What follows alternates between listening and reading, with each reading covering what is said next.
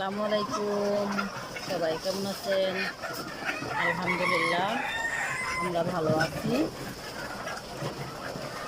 এই যে আমাদের ডিমের মুরগিগুলো, এখানে 3 ব্যাচের মুরগি আছে।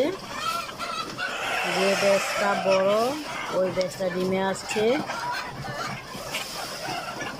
আসতে দেরি হওয়ায় কালকে 3 ব্যাচের সব মুরগি সাথে মোরগ দিয়ে আমরা এই রুমে দিয়ে দিয়েছিলাম। তো দেওয়ার পরে রাত্রে দিছি, আর কালকে সকালে নতুন ডিম পাইলাম 2টা। যে ব্যাচটা বড় ওই ব্যাচটায় ডিম পাচ্ছে, আরও 2 ব্যাচ এখানে ছোট আছে। একটা 1 মাস পরে ডিমে আসবে, আর একটা 1.5 মাস পরে ডিমে আসবে আমাদের হিসাবে।